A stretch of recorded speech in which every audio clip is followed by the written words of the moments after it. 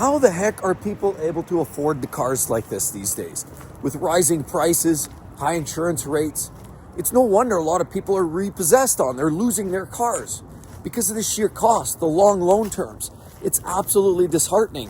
And as a person who loves cars and now certainly sailing into retirement, I'd love to have a new car. But I find every time I shop, it's a little disheartening.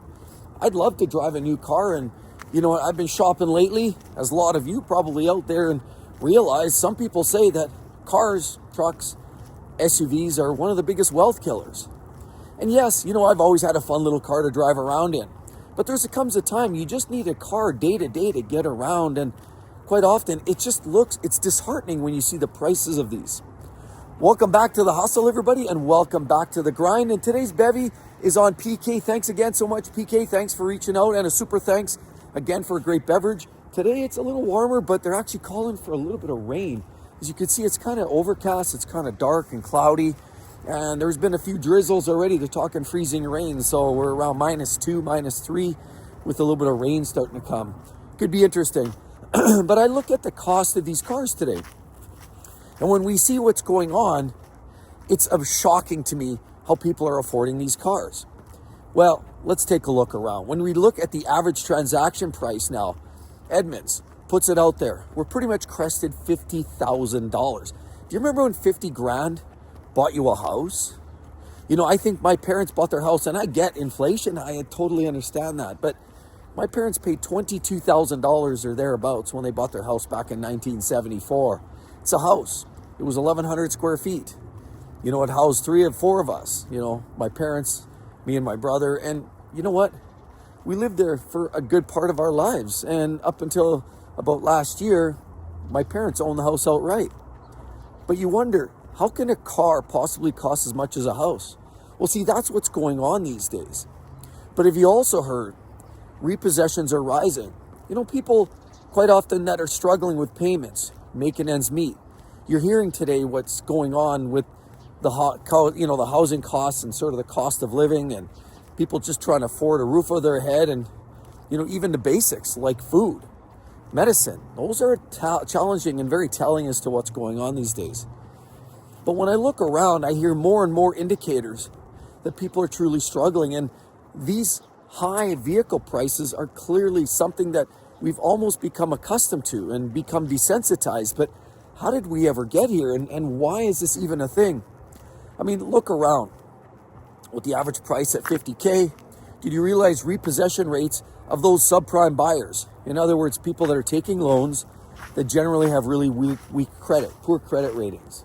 A lot of that comes, of course, with maybe bad buying habits in the past, maybe some strings of bad luck, and you know, they've unfortunately come across a scenario where they've developed bad credit scores. Bad credit scores means they can't go shopping at conventional banks. Quite often their ratings mean that they're taking out risky or high interest loans, and that means that they're stretching themselves even further. But we all need to get around, you know, and it doesn't matter if you're retired, it doesn't matter if you're in the middle of your career. You know, unless you're living in a small European village, most people need a car, a truck, an SUV to haul the family around to get to your job. And unfortunately, the cost of these vehicles it's prohibitive. But what we're starting to see now is not just, you know, a lot of these subprime buyers, because did you realize the latest statistic is about almost 7% of subprime loans have gone now beyond 60 days. So in other words, they've called the repo man and they're coming to take their car back. So because that car then heads off to the auction then sells it, tries to recoup what they can out of it.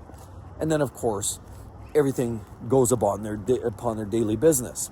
You don't hear about it very often. It's very sad because, you know, I've been at car lots and you see the whole backyards, lots full of cars that were repoed, that were going through the auction. A lot of it is just primarily because, well, let's be honest, people can't make their payments. I mean, it's not only the repossessions of subprime buyers. A lot of those, you know, well-heeled buyers, those that are well above prime, that have higher credit scores, seem to be holding their own. But a lot of those folks too, you know, they're choosier, they're making wiser decisions, and typically they've done so throughout their life. I mean, people that generally get in less trouble and have better credit scores have probably made those decisions earlier in life, maybe investments, possibly higher income levels. And some of those rates are slightly rising as well. Even those people with the better credit scores are starting to see an increased level of repossessions. It's tragic when I see this because it's so disheartening when you look 5 houses down from your neighborhood, from your house, and you see that tow truck driver show up, and then you find out later on that it was actually repossessed because that car never showed up again. This is happening across the nation.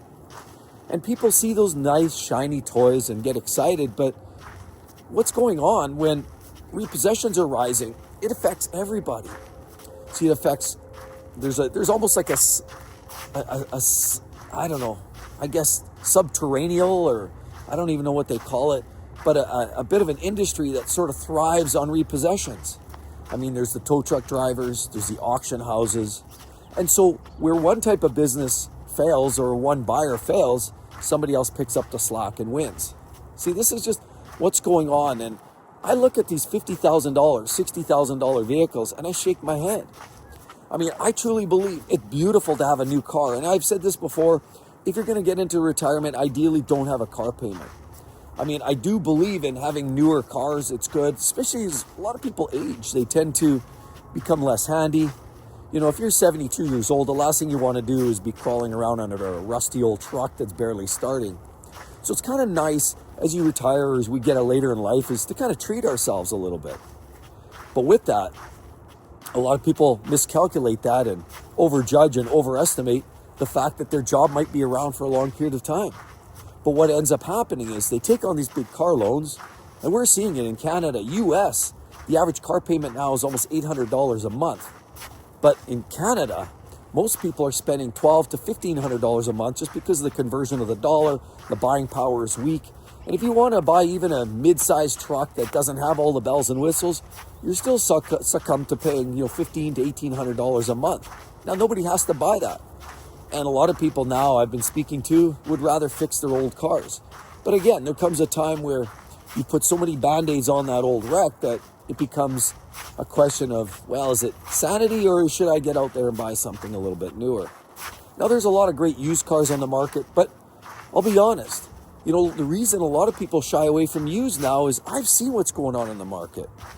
I've seen the junky cars that you see in the used car market. Then you've got to deal with the Facebook marketplace. You've got to deal with the Kijijis and the classifieds, and you've got to deal with fast talk and shady people. And so it's no wonder a lot of buyers sort of shy away from buying used. A lot of them are title washes. A lot of them came from the coast after floods in, say, Florida and beyond. And so a lot of people tend to shy away from buying a used car that has 70, 80, 100,000 miles. And it's not even just the good brands that people trust, Toyotas and Lexus and Hondas. See, because any of those can be subjected to being underwater or bad collision fix or history. And that's a big part of what's going on in the used car market. So it's no shock with lower inventory in the used car market, the fact that a lot of the used car inventory is basically poorly kept and the quality cars are few and far between, that a lot of people find now that they've got to go out there and buy that new car. Okay, it's great to have a new car again, but we're seeing companies like this Tricolore or Tricolor, however you want to call it, and some of these other riskier subprime lenders, if you will, that are lending money to a lot of people that, unfortunately now, this is the reality of today's economy. People can't afford even to keep a roof over their head in a lot of cases. And I know retirement is a long stretch for a lot of people, but even just living day to day is a very challenging event for many people. And the downside with that, now companies like Tricolor or Tricolor, a lot of them are going out of business. A lot of them are filed for the chapter and they're defaulting as well. So it's not just the buyers of these cars, subprime buyers. It's in so many cases, people that just can't afford to keep making the payments. Now it's affecting a lot of the lenders, a lot of the retailers. A lot of retailers now are left holding the loom. And this is just what's starting to happen in the economy. A lot of it, these high prices. $50,000, wow. But have you seen? I was out shopping the other day and I saw pickup trucks, new diesel trucks, $135,000 for Denali Ultimate. How do you go figure? Even a Ram, you look at a lot of these big Ram trucks, they have these new pickup trucks, the Ram, I don't know, their top trim level, and those are 120 grand Canadian. I mean, it's no wonder people are struggling. The real question is, why are they buying those? See, this is a part of a bigger conversation, because I've also looked at statistics that show that a lot of the larger trucks, SUVs, are the popular sellers. Very few of those are sitting on the lot as extra inventory. But you know what's sitting around lots? The small cars, like the Nissan Versa, the four-door cars, the little putt-putts, the little runabouts. There are still some cheap cars that cost $21,000. That's right, the Versa and some of the Mitsubishis. But see, we've all declimatized and desensitized ourselves to driving, and we've all elevated our expectations, just like, you know, our bosses elevate their expectations of the output and the production that we have in our job. The sad part is a lot of these types of environments now, or a lot of these buyers are now looking and expecting to buy only newer cars, bigger cars, flashier cars. They don't want that $20,000 car. They want that $80,000, $90,000 vehicle, rather than buying something that's, you know, not as flashy. You show up in a little Mitsubishi, or you show up in a little, you know, the entry-level Nissan. That's not impressing anybody. But you know what doesn't impress people is going broke. And see, this is a big part of how I find getting beyond, and how I'm finding the ability to retire, and how I'm finding to be, you know, the ability to rise above these big expectations. I simply don't care. I've taken and adopted the attitude that it doesn't matter what other people think. And when I'm ready to buy that new car, that new truck, I'll buy it, because I believe there's a point where I'll probably need to buy something as well. But the point is, you buy what fits within your means.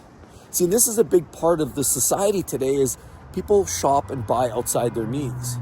They see these long loan terms. The lenders are willing to lend them a car payment that looks, you know, 84 months at $1,000 a month. It's no wonder people are getting repossessed, especially when you think about the instability in the job market. People aren't working right now. And if they are, they're very much on pins and needles. So I can't think of a more stressful position to be in, knowing that you're $5 short of your next car payment and you just lost your job. See, this is the case that a lot of people are involved in right now. And it's quite unfortunate, but so many people are stuck trying to make these big car payments. Their eyes are bigger than their wallets. And now herein lies all the repos. Car business is shut down. But guess what? But all these incentives these car manufacturers are throwing around still happen to convince a lot of people that they need a new vehicle. Yes, $80,000, $100,000 vehicles. It's extraordinarily expensive. How did we get to this place? Well, a big part of it started back in 2020. And we've seen the escalation of these car prices for some time. I mean, inflation on its own right is enough to constantly push the prices of these vehicles up. New technology, of course, all of this new safety enhancements, big screens, backup cameras, all this new tech they keep adding in are just extra features that cost more money. So now, because some of them are even mandated, in other words, the government says that the OEMs have to produce vehicles like that, now what ends up happening is these vehicles, you can't even opt out of some of these expensive options. And because of that, you end up having a scenario where people are just spending a lot of money that they don't have if they want to get into that new vehicle. So ultimately, really, the choice is yours. You know, and the way I see it, if you want to buy a new car, that's fine. But so many people are buying these flashy cars, and you look and you wonder and you scratch your head, how on earth did they afford that? See, a big part of the problem isn't just buying expensive cars and having these big loan terms.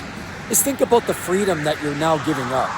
See, a lot of people are giving up the freedom to retire, the freedom to spend with their family, the freedom of not having to worry about that boss pressing down on their forehead. See, that's the problem.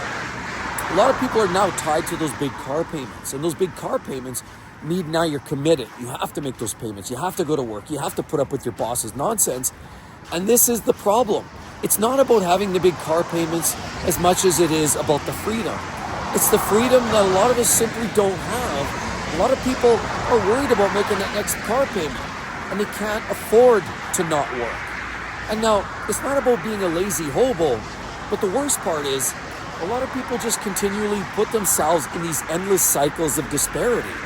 Big car payments, big mortgage payments, and all of these big payments means they're constantly tied to the system. I mean, it's great to buy a new car, even if you have to take out a small loan term or buy cash. I think that's absolutely wonderful. Why not treat yourself? We work really, really hard for it. And I do believe in treating yourself.